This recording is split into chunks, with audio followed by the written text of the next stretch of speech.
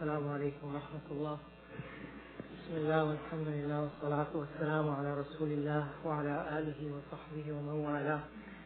Just a quick announcement, inshallah, before I do the khatira for tonight.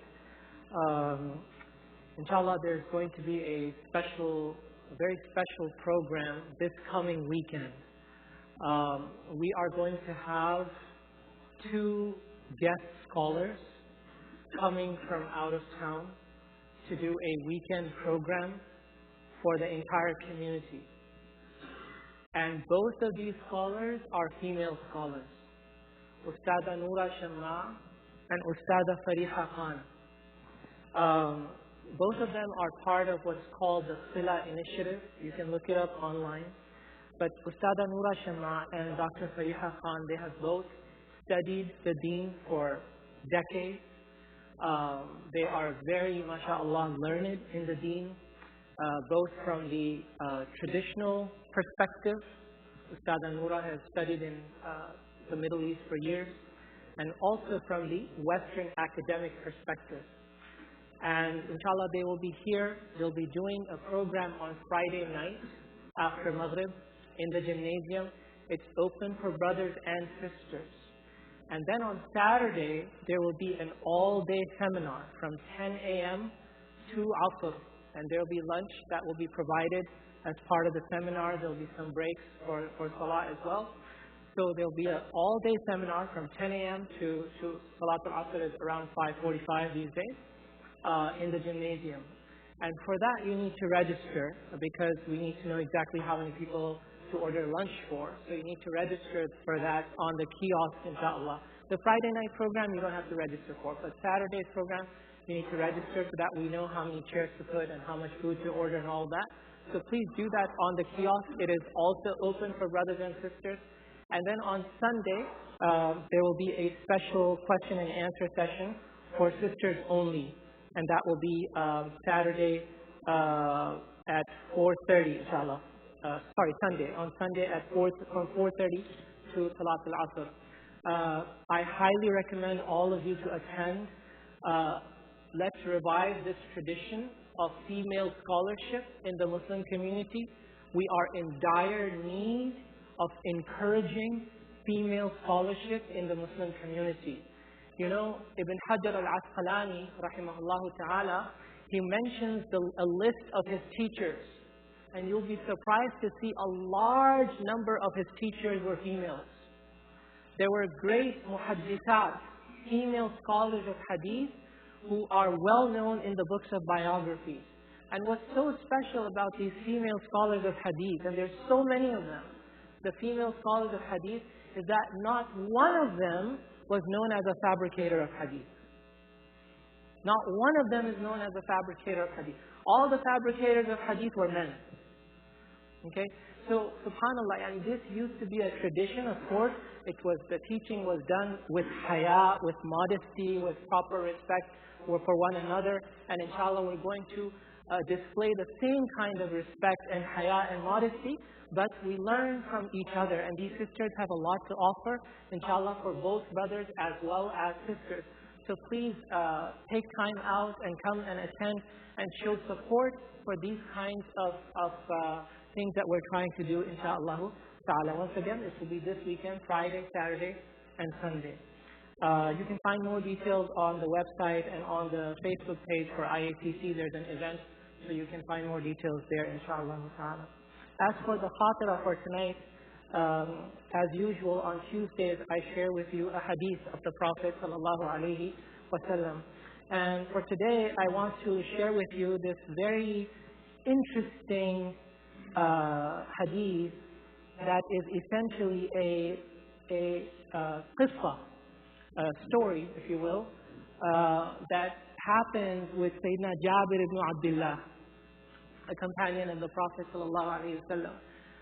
This hadith is known as qissatu Jamali Jabir, the story of the camel of Jabir.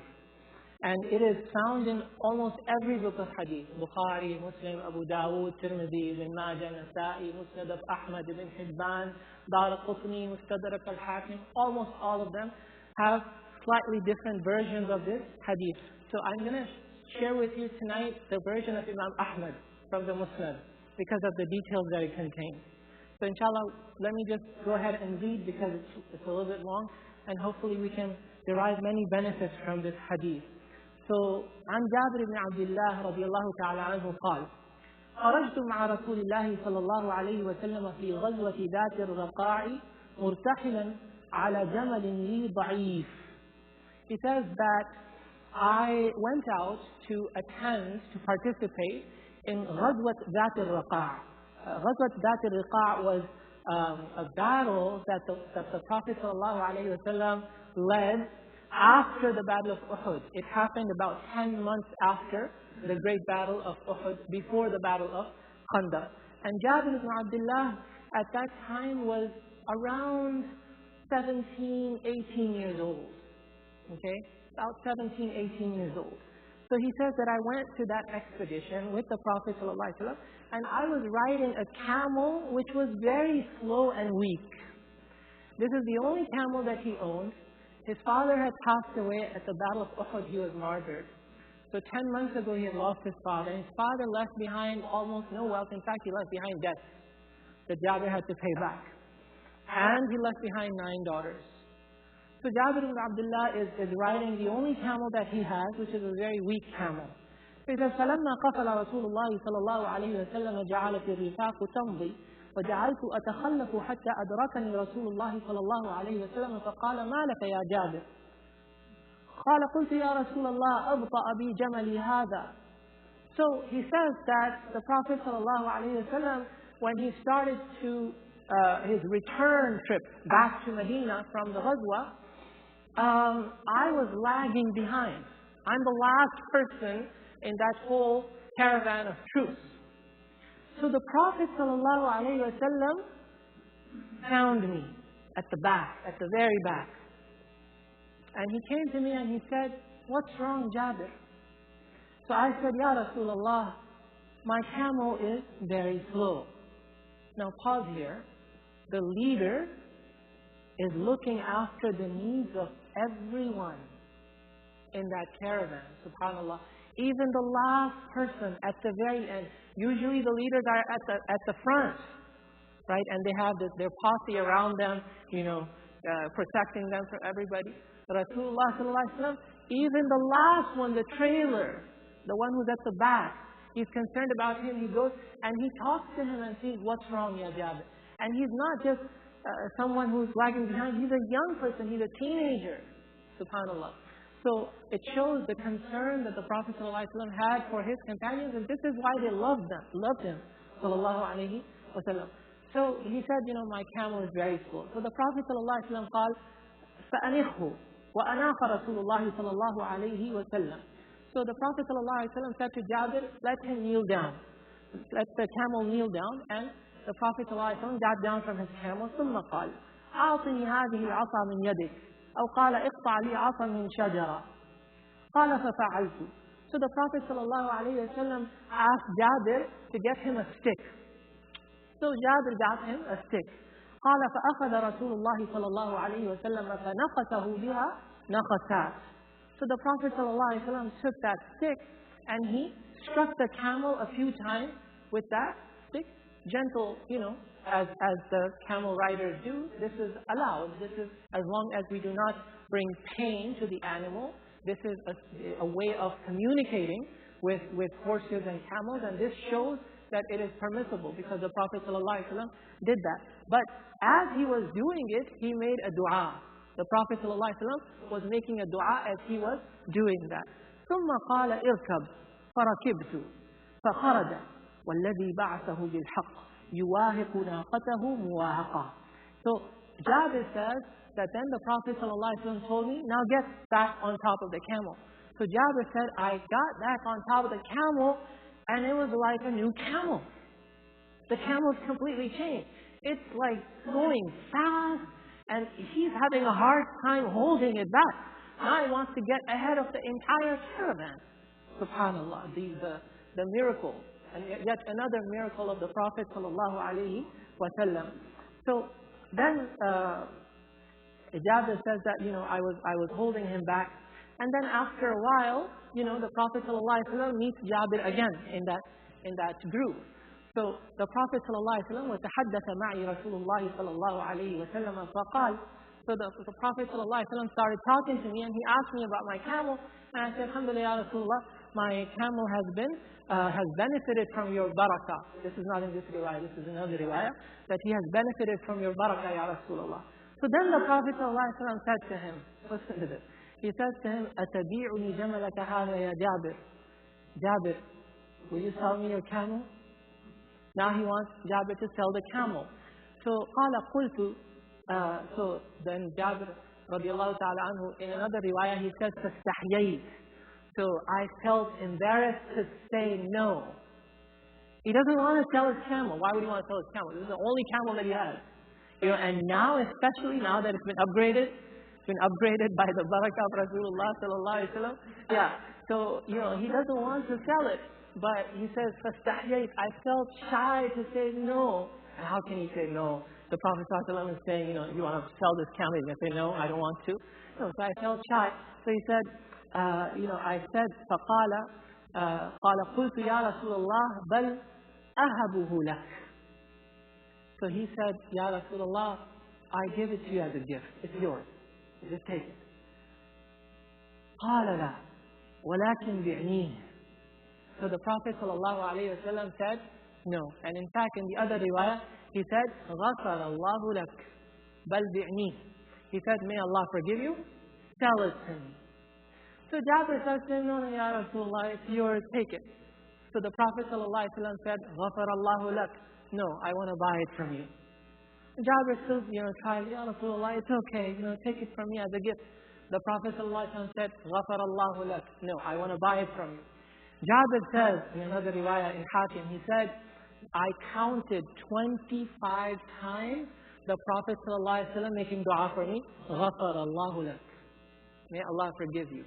25 times in that trip, the Prophet ﷺ in that conversation saying, غَفَرَ اللَّهُ لَكَ. There is no companion that we know of that had this blessing from the Prophet ﷺ 25 times in a row, غَفَرَ اللَّهُ لَكَ, غَفَرَ اللَّهُ لَكَ, غَفَرَ اللَّهُ لَكَ. So then finally, Jabir gives in and he said, okay. He says, قُلْتُ فَسُمِّي بِهِ. So he says basically, name me your price then, Ya Rasulullah. Name me your price. How much do you want to pay for the camel? So the Prophet ﷺ said, قَدْ أَخَذْتُهُ بِدِرْهَمْ. He said to him, I'll pay you a dirham for it. Now a dirham is not the price of a camel. It's a very small price. A camel costs several hundreds of dirhams. So he is giving him 1 dirham. So he said, قُلْتُ لَا إِذَنْ يَغْبِنُنِي رَسُولُ اللَّهِ صَلَى اللَّهُ عَلَيْهِ وَسَلَّمَ. So Jabir said to him, no, Ya Rasulullah, then I would be incurring a loss, then I would, everybody would say I was duped in this transaction. So this is not a fair price for the camel. So the Prophet ﷺ said, fine, 2 dirhams. So Jabir said, Ya Rasulullah, this is not the price for the camel. So the Prophet ﷺ kept increasing. Look, the Prophet ﷺ here is teasing Jabir radiallahu ta'ala. He's teasing him, which shows that the Prophet ﷺ was not this man that walked around with a frown on his face. Everybody's too scared to talk to him. He was a person who socialized with his companions, who even joked around with his companions, but his jokes were never lied in his jokes, never ridiculed anybody in his jokes, never mocked anybody in his jokes, but he would have light-hearted moments with his companions, and his companions loved him, sallallahu alaihi wasallam, for these kinds of reasons as well. So he's teasing Jabir. He's having this, light moments with this young teenage companion of his in this journey that they're taking. So finally, he keeps increasing the price until he tells him, I'll pay you an uqiyah. An uqiyah is an amount that can fit in a small pouch, basically. Uqiyah of silver coin. So finally, Jabir ibn Abdullah, he agreed. So he says, قال فلم يزل يرفع لي رسول الله صلى الله عليه وسلم حتى بلغ الأوقية. قال قلت فقد رضيت. So then at that point Jabir said, this is satisfactory, Ya Rasulullah. قَالَ قَدْ رَضِيتَ. The Prophet ﷺ asked him, are you sure? Are you satisfied? So قُلْتُ نَعَمْ. Now this teaches us something. The Prophet ﷺ, why did he ask him, are you sure? Because it's very important, brothers and sisters, that whenever we have a transaction with someone, that both sides leave the transaction satisfied. The Prophet ﷺ told us not to bargain to the extent that the other side feels bad about the end deal, the deal at the end. Rather, the deal should be done in such a way that both sides feel satisfied with what they have gotten as a price or as a commodity. Okay? So the Prophet ﷺ knows that he's a prophet and Jabir is a young man, so he might be agreeing to something that he's not really satisfied with. So to make sure, he asks him, are you sure? قَدْ رَضِيتَ. So Jabir ibn Abdullah assures him and says, yes, Ya Rasulullah, I am satisfied. This is a fair price for the camel. قال نعم. قلت هو لك. قال قد أخذته. So Jabir says, Ya Rasulullah, yes, now it's yours. So the Prophet ﷺ says, okay, fine, it's mine. But then Jabir said, Ya Rasulullah, I just asked you for one request, that you allow me to keep this camel until we get back to Medina, and then once we get there, then I'll give it to you. So the Prophet ﷺ says, fine, I agree with this shart. This shows us that we can put a stipulation in a contract. As long as both sides agree with the stipulation, then we can put such a stipulation. So he put that stipulation in the sale contract. Now, the story doesn't end here. Jabir is riding now this camel, and the Prophet ﷺ notices that Jabir is now again speeding up. So he asks him, you seem to be in a rush. So Jabir says, Ya Rasulullah, I just got married recently, and my bride is waiting at home, so I just want to, my camel is fast now, so I just want to get ahead and, go back home, basically. So the Prophet ﷺ asked him, هل تزوجت بعد؟ قال قلت نعم يا رسول الله. قال أسيبا أم بكرا؟ قال قلت بل سيبا. So Jabir, the Prophet ﷺ asked him, did you marry a young woman or an older woman? Did you marry a woman that was previously unmarried? Or did you marry a widow or a divorcee? Okay? So Jabir replied and he said, Ya Rasulullah, I have married an older woman. So the Prophet ﷺ says to him, أَفَلَا جَارِيَةً تُلَاعِبُهَا وَتُلَاعِبُكَ. So the Prophet ﷺ says to him, why didn't you marry a younger woman so that, there would be more compatibility in age? You would laugh with her, she would laugh with you, you would have a good time with one another, you would find happiness in one another.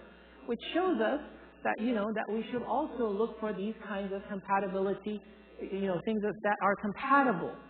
So Jabir replied and he says, Ya Rasulullah, إن أبي أصيب يوم أحد وترك بنات له 9 فنكحت امرأة جامعة تجمع رؤوسهن وتقوم عليهن قال أصبت إن شاء الله. So Jabir said, Ya Rasulullah, you know that my father died in Uhud 10 months ago and he left behind 9 daughters. So, if I married a young girl, then I already have 9 young girls at home, I would have a 10th one. He didn't say that, but, I'm just kind of extrapolating. He said that I married an older woman so that she could look after my sisters and take care of them. Okay? So the Prophet ﷺ said to him, then you did the right thing. And then he made dua for him, Barakallahu alayk, that may Allah bless your marriage. And then he said to Jabir, he gave him advice. He said to him, gave him a very fatherly advice, because look, Jabir doesn't have a father anymore. Okay? He doesn't have a father. So Rasulullah ﷺ gives him this very personal fatherly advice. He tells him, look, don't surprise your wife like this. Go with the rest of us. Don't rush ahead. Because the Prophet ﷺ had a practice. Whenever he would come back from his expedition, he wouldn't just barge into the town. He would actually camp outside the town and spend the night outside the town. And then next morning, if he was able to, he would slaughter some camels or sheep and then send the meat to be distributed in Medina as an announcement that the army, the troops are returning. And so that would help the people get ready to receive the troops. And then the Prophet ﷺ would go into town and he wouldn't go home first. He would go to the masjid and pray 2 rak'ah and then he would go home. So he would do all of this. So he's saying to Jabir, come with the rest of us, go with us, so that he says to him, so that your wife would be able to get ready and take care of any personal hygiene that she needs to take care of to be ready to receive you. Because she's been alone for probably weeks, right? Weeks. And the husband's not around. Maybe she's not taking care of herself. Maybe she needs to comb her hair. Maybe she needs to take care of some personal hygiene issue.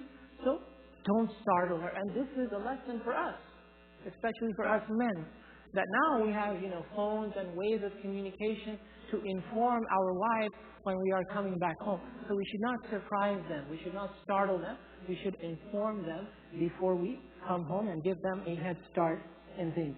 So then the Prophet ﷺ gave him this fatherly advice. And then Jabir followed his advice and they came back to the city of Medina. And then Jabir says that فَأَخْبَرْتُ الْمَرْأَةَ الْحَدِيثِ. Then I went home and I informed, I'm skipping a few things just for the sake of time. I came home and I informed my wife about what had happened. وَمَا قَالَ لِي رَسُولُ اللَّهِ صَلَى اللَّهُ عَلَيْهِ وَسَلَّمَ. And what the Prophet ﷺ had told me regarding the camel. قَالَتْ فَدُونَكَ فَسَمَعًا وَطَاعًا. So his wife said to him, you have agreed now, listen and obey. Whatever the Prophet ﷺ told you, listen to him and obey him. In other words, go and give him the camel. You have agreed to give him the camel? Go and give him the camel. So she happily tells him, do what you need to do. قال فلما أصبحت أخذت برأس الجمل فأقبلت به حتى أنخته على باب رسول الله صلى الله عليه وسلم ثم جلست في المسجد قريبا منه قال وخرج رسول الله صلى الله عليه وسلم فرأى الجمل فقال ما هذا؟ قالوا يا رسول الله هذا جمل جاء به جابر قال فأين جابر؟ فدعيت له. So Jabir says, then I went to the house of the Prophet ﷺ with my camel, and I tied the camel outside of his home, and I sat down in the masjid close from the house of the Prophet ﷺ. The Prophet ﷺ came out of his house and he saw a camel tied outside of his home. So he inquired and he said, what camel is this? Where did this come from? So the companions told him, Ya Rasulullah, this is a camel that Jabir has brought for you. So the Prophet ﷺ said, where is Jabir? So they told him that he's sitting in the masjid over there. So the Prophet ﷺ looked at Jabir and he said, Ta'ala ay ibn akhi. He said to him, come, dear nephew. So look, he refers to him as ibn akhi, then the son of my brother. The term of endearment, my nephew, come. So again, showing the tenderness and the love with which the Prophet ﷺ dealt with his companions, especially the young companions. And then the Prophet ﷺ says to Bilal, Bilal, give him an uqiyah and give him some extra. So Bilal gives him the uqiyah that was promised, and he gave him extra dananir, extra gold coins. Why? Because the Prophet ﷺ, this was his sunnah. Whenever he borrows money from someone and it's time to pay back, he would always pay back more than he had borrowed. This was his sunnah. He would always pay back more than he had borrowed. This is not riba. Riba is that when I take a loan from you, we make an agreement at that time that I have to pay you back more than I am borrowing. That is riba. Here, this is done voluntarily. There is no demand from Jabir, nor is there an obligation from the Prophet ﷺ. And this shows that, in our dealings with one another, we should take it easy. we don't have to, count, wait, exactly, this is exactly how much I owe you, so that's exactly how much I'm going to give to you. Give a little bit more, it's okay. You call a painter to come to your house and you agree that you're going to pay him $1,000. If he does a good job, pay him a little bit more. You agree with a plumber that he's going to come and do a job for you for $70 and he does a good job, pay him $80, pay him $90, pay him a little bit more. This is the sunnah of the Prophet ﷺ, but we do the opposite. At the end, we're trying to make a further deal that from 70 he'll come down to 60, and then he leaves and he's not happy, and this is against the instructions of the Prophet ﷺ. Whatever negotiation we need to do, we should do at the beginning, and then when the work is done, and especially if they do a good job, we should pay more than we had agreed. This is the sunnah of the Prophet ﷺ. So then he gave him that, and then he asked Jabir, did I pay you back what we had agreed? And Jabir said, yes, Ya Rasulullah, you have given me what we had agreed, and you have given me more. So the Prophet ﷺ said, خُذْ بِرَأْسِ جَمَلِكَ فَهُوَ لَكَ. He said to him, take the money and take the camel is yours. So he gives him the camel as well. So the Prophet ﷺ gives him the money, and then he gives him the camel, and Jabir comes home and he says, that pouch that the Prophet ﷺ gave me, I kept it with myself.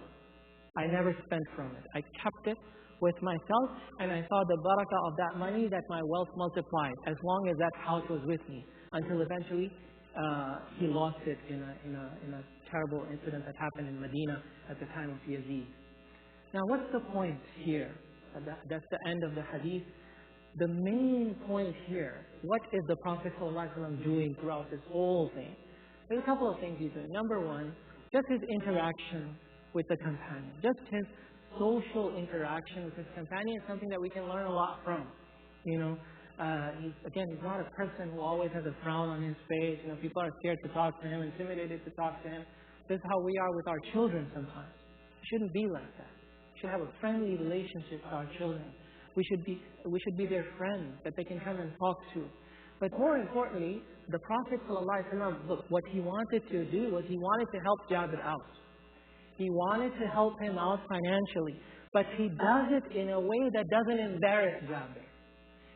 If he had just given him some money, Jabir would have felt that, he's giving charity to me. He's giving sadaqah to me. So he didn't want to embarrass Jabir. So he does this whole deal with him that he buys the camel from him and then turns around and gives the camel back to Sayyidina Jabir. So it doesn't come across as awkward as it would have if he had just offered him some money. And this shows the care, the consideration of the Prophet ﷺ for his companion, that he helps him out, but he helps him out in a way that doesn't break him heart, that doesn't make him feel embarrassed. And there's many other lessons that we can learn from this hadith, but because of time I will stop here. Wallahu ta'ala alam. Wa sallallahu wa sallim wa barik ala sayyidina wa mawlana Muhammad wa ala alihi wa sahbihi ajma'in. Assalamu alaikum wa rahmatullah.